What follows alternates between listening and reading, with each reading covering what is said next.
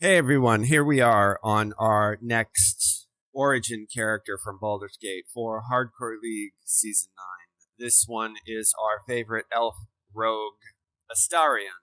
For this, we tried to honor the build from the game and sort of make it work in DDO because DDO is obviously not based on 5e rules. So in that, the game, if you just leave it default canon, will select Astarion to be an arcane trickster. So that's what we are doing with this build. We are getting as close as we can. We technically are going to be in Eldritch Knight, but we are going to be utilizing aspects of the various trees that you can see here: Feydark Illusionist, Pale Master, Harper, Eldritch Knight, and Elf. The build that will be posted for level 32 will vary slightly from what we're going to do leveling up. Over here in Pale Master, we really only care about getting Shroud of the Vampire. We did get the Skeletal Knight, so we have if we need it, we can use it. And then we got the extra health, and then we are using Feydark Illusionist, obviously, for our CC, for a color spray, which is very helpful. We also are going to use it for the weapon. Hardcore League, sometimes it's hard to get weapons, so having the illusory weapon from Feydark is fantastic. It's one of the reasons why I recommend picking up the Feydark Illusionist tree, other than all the other great stuff like magic missile immunity, fear immunity that you can get out of this tree.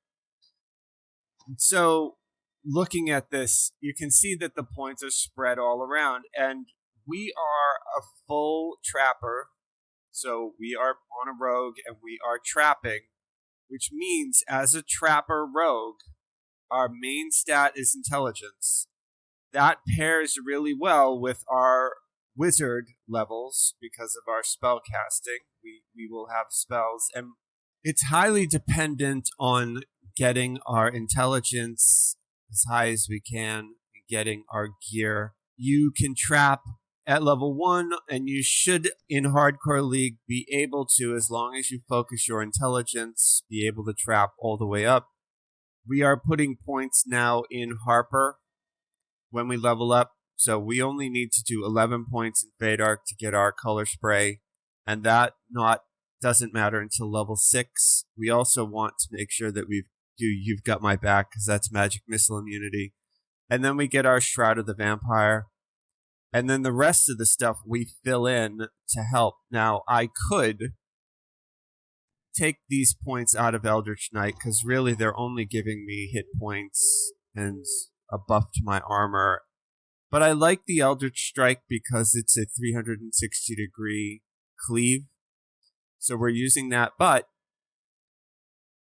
the argument could be made that once I have 10 points, take the points out of here and put them in here to get strategic combat too, because that's our intelligence to damage. That also gives us access to Know the Angles, and Know the Angles is one of the best skills. And then we go up as we get higher up in level. We'll add more Eldritch Knight, which will allow us to do more and more DPS. Your main stat is intelligence, followed by constitution. And I'll have all of the build details posted. Right now, we only have access to Lesser Death Aura, and we do have a 10% arcane fail. So it's possible that we could try to cast a spell and fail. I'm only wearing the same gear that I've worn for the other videos. I have a 7-piece on. I could probably get out of this Lotus Mail and get into a robe. That probably would be the better way to go about this, but right now I'm just going to stay with this for the purpose of the video. Lotus Mail, we've got the Goggles of Unbroken Sight from the Borderlands. I've got Death Block Bracers with Dodge. I've got the Cloak of Winter. I've got the Black Dragon Scale Tacit, which anytime we kill an enemy will give us haste. I've got the Gloves of Tranquility, the Thorn Boots, the Nocturne Ring, which is probably one of the best rings out in the Feywild. I've got the Dusk Bone, which I don't need ethereal because the Fey Sword is already ethereal, but it does give us extra hit points and a yellow slot. I've got the bottled sunlight for the high spirits, and I'm wearing a crown of snow. I should be wearing the crown of butterflies, but I couldn't find it in my banks, so I'm wearing the crown of snow. Likely that won't proc on any of the casts, but it could.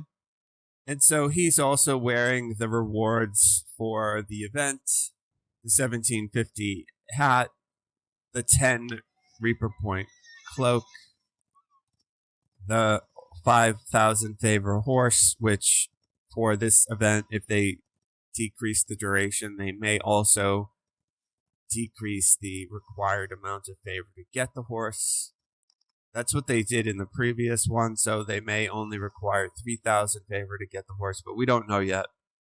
And then the Archon pet is trailing behind me, and that is the 20 Reaper Point pet. We are going to go do the same quest that we've been doing. I thought about doing a quest where there was trapping, but that wouldn't necessarily be accurate. I would have to think about it. If you guys wanted to see trapping video, you can let me know. If you want me to answer specific questions about trapping, because trapping is largely gear based, but I have all +5 picks, which people on Hardcore League normally wouldn't have access to, so I would have to try to get different picks and make it so that I could recreate what likely would be going on Hardcore League. But for our purposes here, we're showcasing the build to see how it plays. And you can see the gameplay is sort of very similar to what we've been doing with the other builds.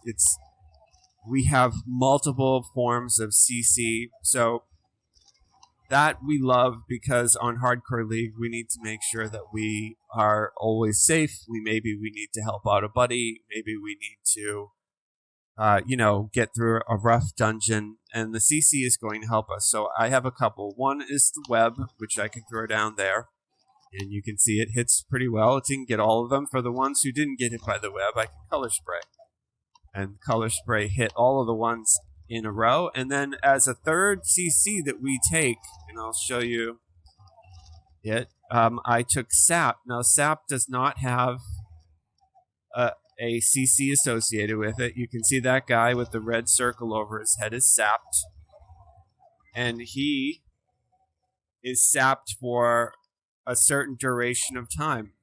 I believe it's like 30 seconds. And so that allows you to really, if there was a nasty champion, you could lock something down, because like I said, sap does not have a DC associated with it. It's a really cool skill that allows us to completely lock down one monster. Now, when I hit him, he will wake up, but it allows us to add some crowd control. And for our character, who is a rogue, they're already really squishy and will probably be in a robe, if not light armor. Because you want to be in light armor or a robe in order to access your evasion, where evasion will allow you to take no damage or half damage if you make a reflex saving throw. So we want to keep our evasion. We don't want to wear medium armor or heavy armor. The other thing, I also have death or lesser death aura, but the heal on it is not very good. But as a vampire, I do receive some healing when I swing the sword. It's not a lot, but we do get a little. And then as the build progresses, we can make that better and actually have it do necrotic damage. But it really depends. And just to show you guys, that's sap again. And he is locked down, and you can examine. So maybe it's not 30 seconds. It might be 20 seconds. But still, it's very good. no DC associated with that, so you don't have to worry about your skills. You can use it on any melee ability. And if you didn't like it, you could swap it out for something that you did like in the feat selection. You know, the build, you can modify these builds, obviously, and make them your own. This is just a guideline of what I would recommend, you know, based on my experience playing on the Hardcore League and playing Trapper. I've played Trapper a lot in DDO, and you will see people make Trappers incorrectly all the time, focusing on dexterity or strength or charisma. You know, if you're gonna actually really trap and not fail the boxes and blow up your friends, you need to be intelligence based, because search and disabled, which are the two main trapping skills, are intelligence, and then you want to get those skills as high as you can get them. The other skills that, you know, probably I would say the most important skill is search, followed by disable device, and then after that, you know, open lock and spot. Spot is really helpful, but it's difficult to get spot high enough to be useful on Hardcore League because it's wisdom based. So without using a tome, it's sort of difficult. But you don't really need to worry about it if you have your search up. A lot of people, because they've played this game a lot, know where all the traps are, and they can tell you, you know, if you need to search in a certain area. And then also, you can also play very casually and like search constantly. There are ways once you get into epics you can take a feat that will allow you to auto search. You could also you get from Inquisitor that allows you to auto search, but honestly, it's not necessary. Likely on Hardcore League, once you survive past, like, say, like level 12, you will be playing with a lot of other players who probably also will have trap finding, and you want to make sure that, you know, you can not only find them but disable them. So the priority is search and disable device. If you only, obviously, right, if you only have one ability there, it would probably be search is the most important. And you might say to me, well, what's it matter? I can search the box, but I can't disable it. Well, likely, you could always use a hireling, or somebody in your group could disable it. But it's really important to be able to find the boxes. That is like the first, you know, NASA says work the problem. The first part of that problem is where is the box. So you may be able to disable any trap, but if you can't find the box, it won't matter. So that's the order that I put them in: search, then disable device, then spot and open lock. I would say probably on this build, you could probably even skip open lock completely. And the reason I say that is because as a wizard, you will have access to the knock spell, and knock works on a lot of doors and chests and things that you need. So you really don't have to focus open lock, because the difficulty unlocks. There's only a few chests in the game that require you to open lock, and then most of the chests are optional, and it's just junk loot anyway. The other thing, too, is that you can buy bells from the DDO store if you made enough DDO points playing on the Hardcore League. You can certainly buy a couple of bells, and bells will open anything. So I would say probably the least important trapping skill for you to worry about as a trapper is open lock. Hired rogues also can open locks if you have access to the hireling that came with the latest pack. I forget the name of it, but Froggo is a good example of a hireling that can still open locks. You know, even though Froggo is only level 3, you can still use him to open, you know, in Ravenloft, like I've seen with buffs. But the hard part then becomes, you know, can they find the secret door? So search is how you find secret doors. So you need to get your search as high as you can get it. The other thing, too, as far as skills go, if we were to talk about what skills are important on a rogue, I think it's really important to have use magic device. People will say, well, without tomes, without skill tomes on Hardcore League, I cannot get my use magic device up high enough to be meaningful. But on a rogue, you can.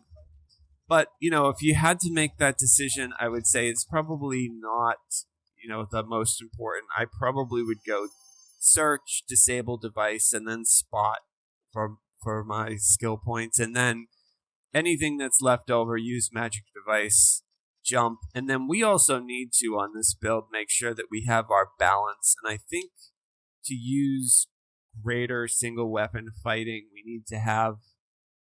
I'm probably going to get the wrong number, but I think it's like 10 balance. So we just need to make sure that we not only start off with balance, but if you got any of those skill tomes from buying the Menace of the Underdark, it would be good probably to use one of those on balance. So for this character, as an example, I think that I used search, disable, device, and balance as the 3 skill tomes that I got. So I sapped that caster, throw down a web. The web failed because of my arcane fail, but I was able to get the color spray off. Color spray is not limited by arcane fail, as far as I know. I might be wrong about that, but and I'm going to try to color spray them again because I'm taking a bunch of damage. That worked. I will sap the caster again, and then I will burn this guy down. Okay, and now I can take care of the caster. I'm doing really well on my mana. I could buff up. I could also utilize these, you know, like my spells a little bit more than I am. Like I can put displacement on myself. I can cast web, color spray, you know, so we have the ability, if things got hairy, to ramp it up. And then in the middle of this group of mobs, I can do that 360-degree AoE that I get from Eldritch Knight, which is the reason that I like to have that. It just increases our damage, because single weapon fighting is single target, so it just allows us to get our damage up a little bit.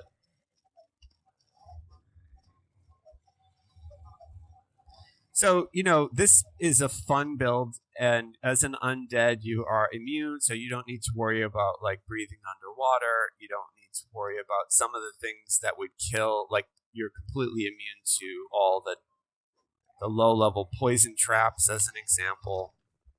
So that's really good as a trapper, to be immune to those. Like, if we went over, we can do that if you want to see that, just to as a reminder. Once this quest is done, over in Red Fang, all of those traps, we can walk through all the poison traps, as an example, which would kill a normal player. I actually can go demonstrate that for you guys so you can see what a difference being undead as a trapper is. It's definitely a good thing. It's either be undead or be a warforged. You don't have to use the Face Sword. We're using the Face Sword just because, like I said, sometimes it's difficult to get weapons, good weapons on the Hardcore League, and the Face Sword, while it's not great, it's okay.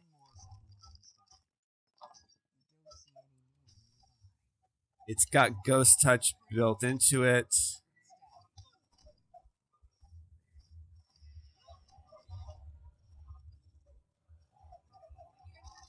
And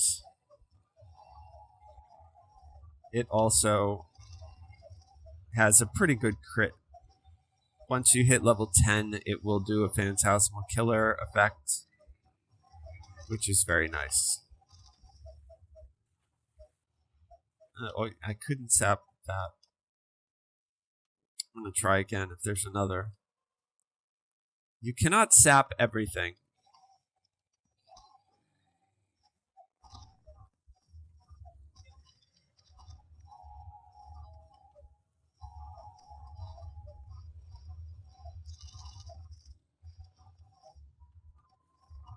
sap the caster.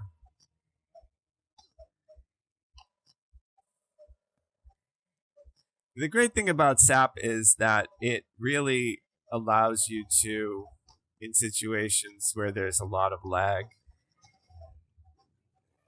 you know that you've got that monster locked down. Like that was a bunch of lag there where I was swinging the sword at him and it was doing nothing.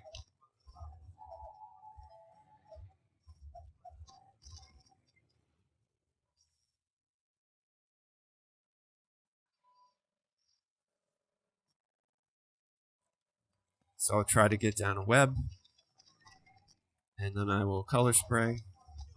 I will get in the middle of them and do my cleave.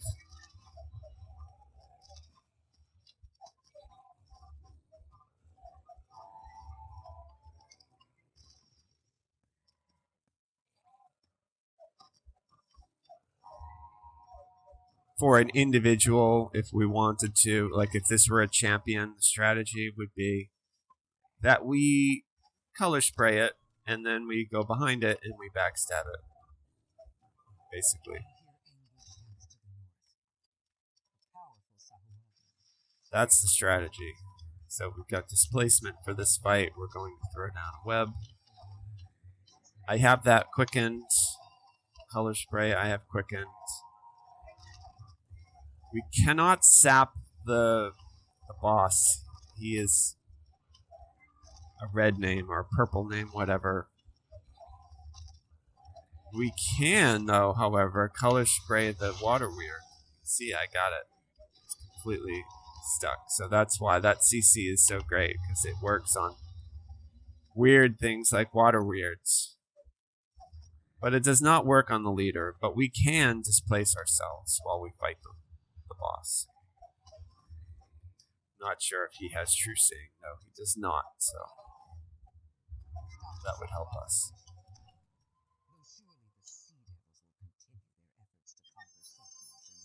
Hey, I got an anchor chain. That's great. Very good item for Hardcore League. Alright, so what I'm going to do now is warp over to a trap. This is level 2 quest that's in the marketplace. And you guys may all know this quest. And so you can see if this trap cannot be disabled, you have to jump through it.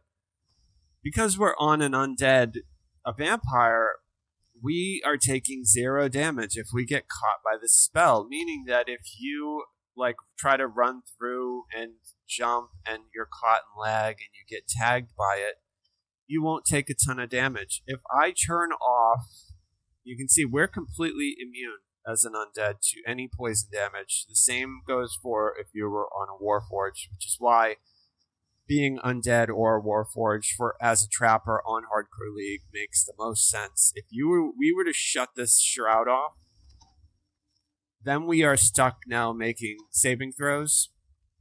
And we have evasion, but it will not